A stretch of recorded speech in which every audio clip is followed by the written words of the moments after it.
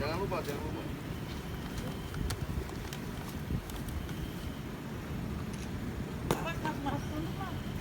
Oke, assalamualaikum warahmatullahi wabarakatuh.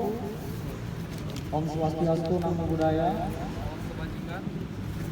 Ya, kita di sini sesuai dengan undangan dari teman-teman media. Terima kasih banyak awak media sudah hadir di tempat ini, tempatnya di Gedung 2. Kita bersama-sama kelompok Cipayung Plus serta perwakilan yang terdiri dari PBPMI, PBMRI, PBHMI, PPGMKI, LMND, Hima Budi, KMHDI, IMM, kami, PII, kemudian Hima Persis akan melakukan konferensi pers dengan judul Gagal Merdeka dari Covid. Pemerintah Indonesia di bawah pimpinan Presiden Joko Widodo gagal dalam penanggulangan wabah Covid-19 bersama dampak yang datang mengiringinya, baik di sektor ekonomi, sosial, budaya, politik maupun pemerintahan. Pada semarak kemerdekaan ke-76 RI, Presiden dengan tegas menyampaikan dalam sambutannya bahwa pandemi itu seperti kawat candra di muka yang menguji, mengajarkan dan sekaligus mengasah. Kondisi ini menjadikan setiap negara, khususnya Indonesia, harus siap menghadapi dan mengelolanya. Pandemi COVID-19 yang menyerang dunia dalam setahun terakhir ini membuat keadaan tidak baik-baik saja. Benteng kesehatan dihantam sedemikian rupa. Ekonomi masyarakat merosot ke level terbawah terhitung 20 tahun terakhir ini. Ekonomi Indonesia turun kelas dari upper middle income country menjadi lower middle income country. Dan pada gilirannya mendongkrak tingginya angka kemiskinan sosial. Sistem pendidikan tampak gamang dalam menyelesaikan dirinya. Sementara ranah politik seolah terkesan kocar-kacir dalam meresponinya. Kondisi ini tentu akan menjauhkan Indonesia dari cita-cita negara maju. Indonesia tidak terlepas dari dampak pandemi COVID-19. Korban jiwa layaknya efek domino dari kebijakan politik yang sesungguhnya tidak terukur. Keadaan semakin mencekam dengan adanya skema kebijakan serupa yang diusung berjilid-jilid tetapi tidak menjurus pada titik akhir yang jelas. Suatu keadaan yang memprihatinkan. Pemerintah dianggap tidak berhasil mengendalikan problem utama kebangsaan kian berkepanjangan ini. Vaksinasi yang tidak mencapai target, lalu lintas komunikasi antar lembaga negara yang amburadul, korupsi bansos yang menggurita dan isu-isu lainnya adalah ironi di tengah derita rakyat yang membutuhkan pertolongan serius.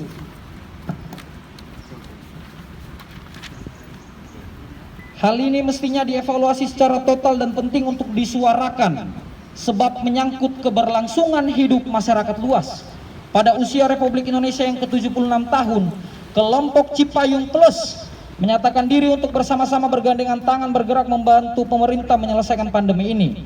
Berdasarkan perkembangan kondisi yang telah dilalui, melalui kajian yang panjang bersama di internal kelompok Cipayung Plus, dan berdasarkan filosofis kehadiran negara, bahwa negara diciptakan untuk menyelesaikan masalah-masalah masyarakat serta kembali pada konstitusi bahwa kesehatan, pendidikan, kesejahteraan, dan keadilan adalah hak setiap warga negara, dan negara melalui pemerintah harus bertanggung jawab atas pemenuhan hak-hak tersebut. Maka selain itu, gerakan bersama-sama ini dilakukan aksi sosial kemanusiaan dengan kelompok Cipayung Plus yang terdiri dari 11 organisasi, yaitu pengurus besar HMI, pengurus besar PMI, pengurus pusat GMKI, PPPMKRI, PP Hima Budi, PP KHMDI, DPP IMM, PP Kami, PP Hima Persis, PPPI, dan LMND menyuarakan sikap terkait kinerja pemerintah dalam mengendalikan keadaan pandemi COVID-19. Bersama-sama ini melakukan konferensi pers di Gedung Juang, menuntut yang pertama, Presiden harus segera melakukan evaluasi menyeluruh terhadap Kabinet Indonesia Maju. Kedua, Presiden harus segera melakukan evaluasi terhadap kebijakan ekonomi, kesehatan, pendidikan, hukum, dan tata kelola pemerintahan terutama dalam penanganan pandemi COVID-19. Ketiga, pemerintah harus membuat roadmap penanganan COVID-19 berlandaskan Undang-Undang Kekarantinaan Kesehatan. Keempat, mendesak Presiden Joko Widodo untuk segera mengambil alih dan memimpin langsung penanganan COVID-19 serta melakukan reformasi Komite Penanganan COVID-19 dan Pemulihan Ekonomi Nasional atau KPCPN dengan melibatkan para pakar dan ahli yang sesuai dengan bidangnya. bukan memberikan porsi yang besar pada politisi atau pebisnis. Kelima, membentuk tim khusus komunikasi penanganan COVID-19 yang efektif dari terpusat sampai ke daerah. 6. Pemerintah harus segera memperbaiki data penerima dan penyaluran bantuan sosial.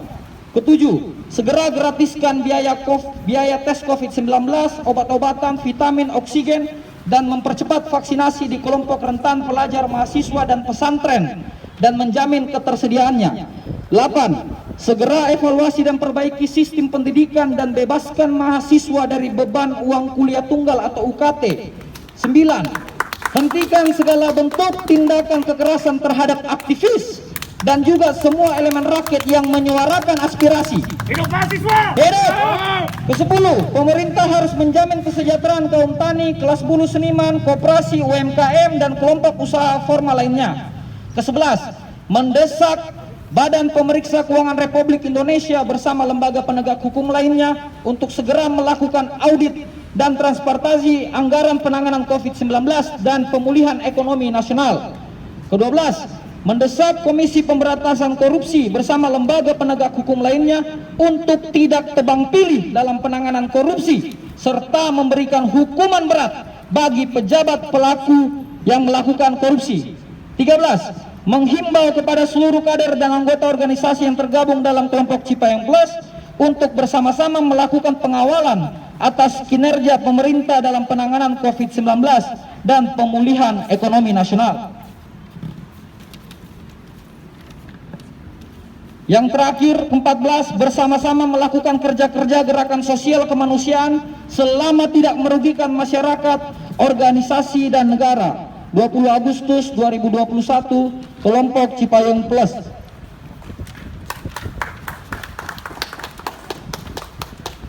Semuanya kelompok Cipayung Plus yang ditandatangani Ketua Umum beserta stempel.